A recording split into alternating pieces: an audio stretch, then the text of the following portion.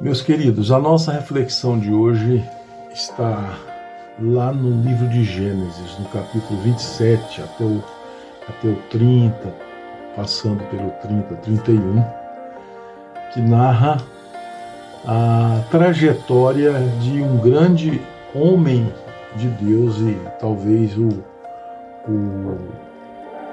personagem do Velho Testamento mais citado e mais,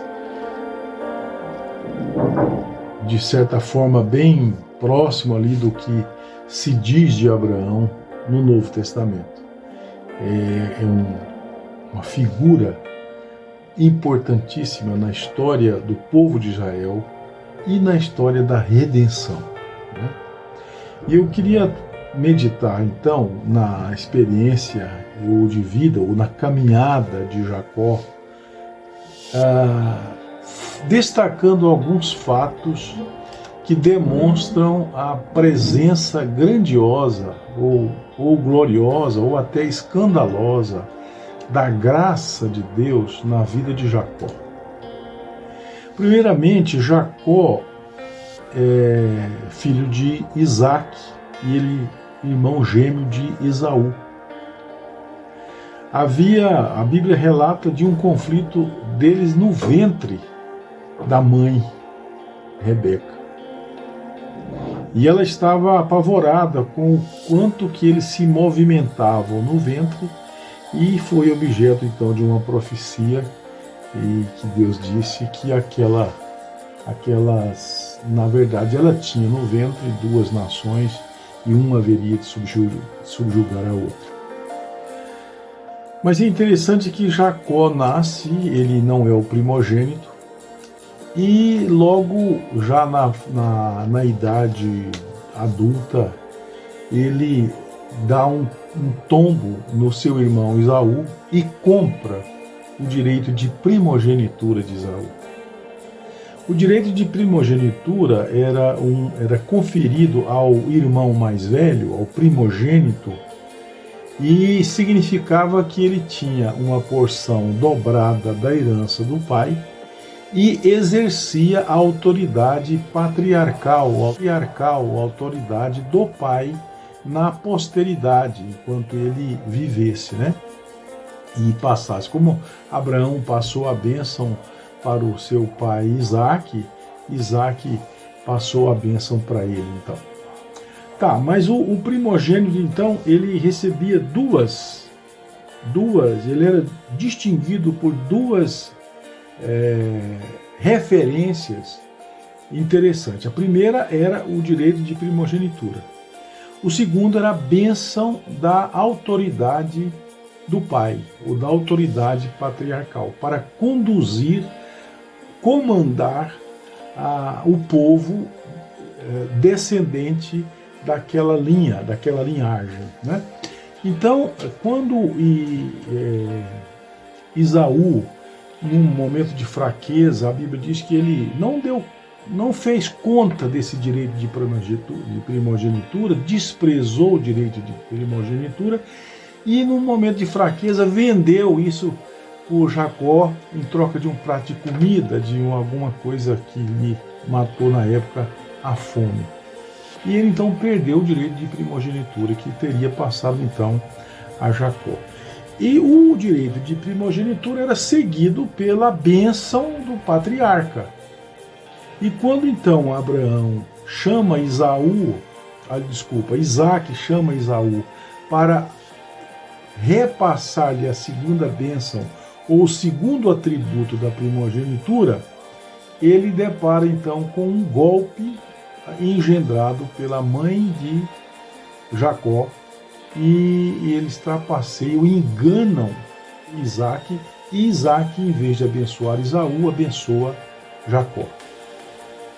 E esse incidente, quer dizer, primeiro ele toma a primogenitura num momento de fraqueza do irmão, ele compra o direito de primogenitura. No segundo lugar, ele trapaceia e pega a bênção do pai. E herda a bênção do pai.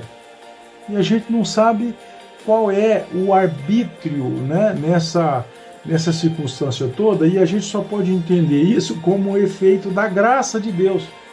Por que a bênção finalmente foi deferida a Jacó e não a Esaú? É uma questão que dos mistérios de Deus que a gente só entende se a gente tomar como sendo a graça imerecida. Deus escolhe, Deus elege, Deus determina, Deus escolhe quem Ele quer, abençoa quem Ele quer, e escolhe, e capacita, e comissiona quem Ele quer para continuar a sua obra, para continuar os seus planos, para a execução de seus propósitos. Mas interessante é que essa situação rendeu para Jacó a perseguição, o ódio de seu irmão Esaú. Para fugir do seu irmão Esaú, Jacó então foge daquela terra e a caminho da família da sua mãe. E Isaac deu ordem a Jacó para tomar uma esposa da família de Rebeca, das filhas de Labão, que passou então a ser o sogro de Jacó. Mas quando ele estava fugindo, ele teve um encontro com Deus. E Deus falou assim: olha, eu vou te abençoar, você vai ser próspero e eu vou te trazer de volta para cá. E ele acordou, teve uma visão interessante, fez um altar ali, consagrou aquele lugar ao Senhor e voltou então e seguiu viagem para a casa de Labão. Lá ele ficou rico, fez mais uma trapaçada lá para enriquecer a custa do sogro, que também foi muito esperto com ele. E chegou o tempo então dele voltar para casa e ele prepara então a sua volta para encontrar com Esaú, prepara uns presentes para Esaú, para que Esaú não o matasse. E quando ele pega a sua família, esposa, filhos e pertences e criados e tudo está voltando, ele tem um novo encontro com Deus no Val do Jaboque. E é sobre esse ponto que eu queria deter com os meus queridos ouvintes nesta hora. Jacó colocou no seu coração o desejo de voltar para continuar o propósito de Deus revelado a ele. E ele tinha um óbice nessa caminhada, nessa volta, que era o ódio do seu irmão. E ele sentia que precisava de reconciliar-se com seu irmão. E naquele riacho onde ele tinha que passar no val, ele passa toda a sua família, a esposa, os filhos, os bens, os animais, e ele fica do lado, antes do riacho. E quando ele tenciona atravessar, começa uma luta com um estranho que chegou lá, e ele era um anjo do Senhor. E ele luta, ao final ele é ferido pelo anjo, por aquele estranho, e de repente o estranho tenta se despedir para ir embora, e ele fala: não, você não vai sair daqui enquanto você não me abençoar. De novo Jacó faz um meio negócio, né? Uma meia troca: eu só te libero se você me abençoar. E aí ele ouve uma pergunta interessante daquele homem anjo, né? Qual é o seu nome? E ele disse: Jacó. E ele falou: porque você não vai chamar Jacó mais, você vai chamar Israel. A palavra Jacó significa trapaceiro, enganador, mentiroso, articulista. Israel significa príncipe de Deus. Eu queria destacar um detalhe muito interessante que serve para a nossa vida hoje. No nosso propósito de reencontrarmos o caminho da graça, o caminho da prosperidade espiritual, o nosso caminho de volta para Deus, ele se encontra conosco e nos desafia a revelar o que nós somos, a revelar o nosso nome. O nome é o nosso caráter, o nome é a nossa intimidade, o nome são os nossos planos e projetos. O nosso nome é aquilo para o qual nós procuramos viver. O nome, ele resume a nossa personalidade, o nosso eu. E é muito importante que Deus ouça de nós realmente aquilo que nós somos. E Jacó, quando ele disse eu sou Jacó, na verdade ele sabia que ele estava declarando para Deus que ele era um desonesto, um imprestável, que ele era um homem enganador. Mas naquele momento que Deus ouve a palavra franca e aberta de Jacó, ele transforma a vida dele, o nome dele, o caráter dele, a personalidade dele em um príncipe de Deus, em Israel.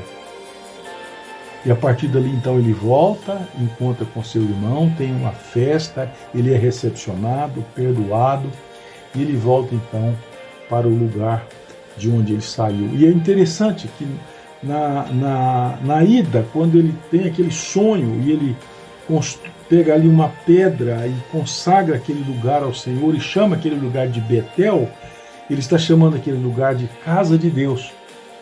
Agora, quando ele volta com a família, quando ele volta restaurado, Deus manda que ele volte a Betel para fazer morada, para erguer o altar ao Senhor novamente. E ele toma aquele mesmo lugar chamado de Betel e batiza-o e consagra-o como El Betel. Ou seja, aqui não é a casa de Deus apenas. Aqui não é um lugar consagrado a Deus. Aqui está o Deus da casa de Deus. É importante aqui, mais do que o que eu entenda de um determinado lugar, de uma determinada posição, o certo é que eu queira e que eu deseje e que eu conceba que Deus está naquele lugar. É a casa de Deus e o Deus da casa de Deus da agora para frente. A casa de Deus é transformada em Deus da casa de Deus, porque o importante é o Deus da casa. E Jacó, então, teve a experiência de transformadora na sua vida e tem toda uma história bonita de testemunho e de serviço na continuidade, né? Na perpetuação da aliança que Deus fizera com seu avô, Abraão. Vamos aproveitar os nossos momentos com Deus. E quando nós estivermos com Deus, vamos abrir o nosso coração plenamente diante dele. Ele não rejeitou Jacó. Olha, Jacó foi trapaceiro no nascimento. Jacó foi trapaceiro na compra da primogenitura. Jacó foi trapaceiro que roubou a bênção do irmão. Jacó usou de subterfúgio para enriquecer na família de Labão, seu sogro. Mas Deus não desistiu dele. Deus estava com ele. Deus conhecia o coração de Jacó e sabia que ele era o potencial construtor histórico da nação de Israel. Jacó foi fundamental e indispensável para Deus no cumprimento do seu propósito. Levanta de onde você está. Não murmure a perseguição que você sofre. Não murmure o fato de seu irmão estar te perseguindo. Não fique chorando em cima daquilo que é o desgosto da sua vida. Saiba que acima de todas as coisas, nós temos um chamado de Deus para a vida. Nós temos um chamado de Deus para perpetuar a sua história. Nós temos um chamado de Deus para anunciar a sua aliança. E nós somos colocados nessa aliança como elo, que liga o passado ao futuro. Nós pertencemos a um elo da corrente de Deus, eterna. E nesse momento da história dos planos de Deus, nós somos esse elo que deve sustentar o seu propósito na terra. Façamos do nosso coração a El Betel. A El Betel. Façamos do nosso coração a morada, a presença, o templo de Deus. Agora e enquanto nós estivermos vivos. Em nome de Jesus. Amém. Uma boa noite.